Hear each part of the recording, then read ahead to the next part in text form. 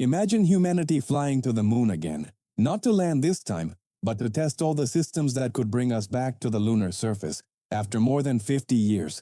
This February 2026 mission could be one of the most important space flights in decades. Let's break down what NASA's Artemis 2 mission is, who's going, what they'll do, and why you should care.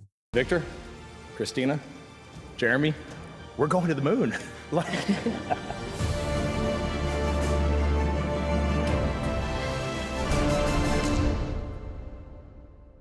Named after the Greek goddess of the moon and the hunt, Artemis II is the second flight in NASA's Artemis program and the first crewed lunar mission since Apollo 17 in 1972. Its purpose isn't a landing.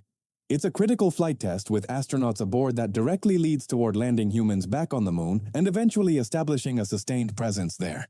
Everything started on November 16, 2022, with the Artemis I launch at the Kennedy Space Center. That was an uncrewed test flight of NASA's new heavy rocket and crew capsule, the Space Launch System. Fast forward to 2026. Almost 22 years after its predecessor, Artemis II is ready to start a new chapter in human history. But who are these heroes leading us back to this place? Leading the charge is Commander Reed Wiseman, a veteran NASA astronaut with previous long-duration spaceflight experience aboard the International Space Station, ISS.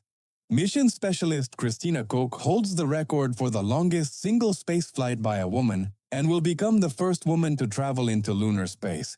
At the controls sits pilot Victor Glover, an experienced FA-18 pilot and ISS flight engineer.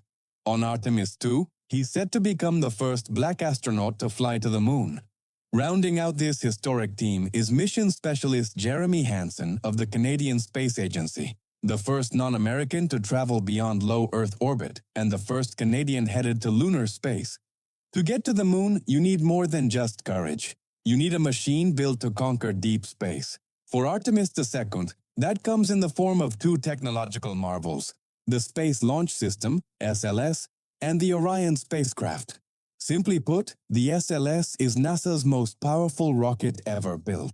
It stands roughly 322 feet tall and generates a staggering amount of thrust at liftoff, powerful enough to send Orion and its crew toward the moon in a single launch. Perched on top of this pillar of fire is Orion, the crew's home for the airborne 10-day Odyssey.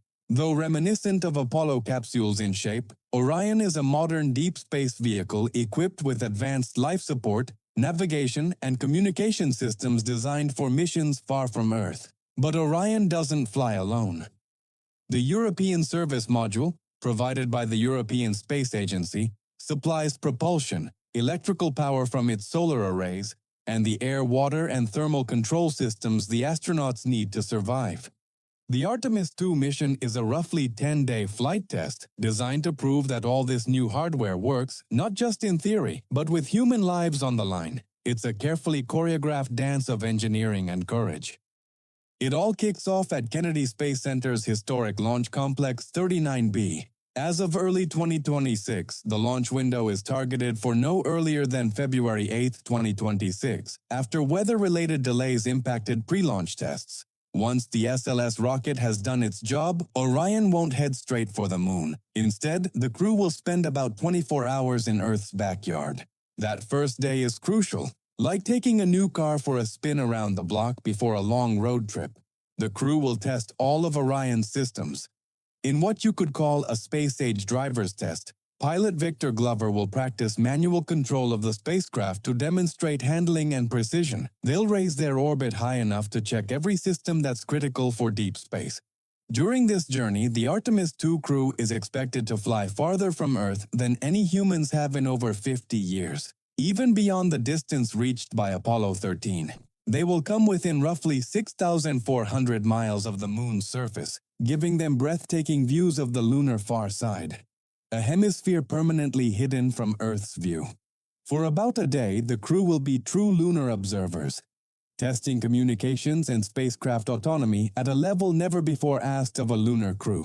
Artemis II isn't just about flying around the moon. This mission is a critical stepping stone, a gateway to the future of human exploration. Every system tested and every procedure refined serves one ultimate purpose: to prepare for Artemis III, the mission intended to land astronauts on the lunar surface. The crew of Artemis 2 aren't just flying for themselves. They're carrying the ambitions of a new generation of explorers. They're the bridge between the Apollo era and the explorers of tomorrow.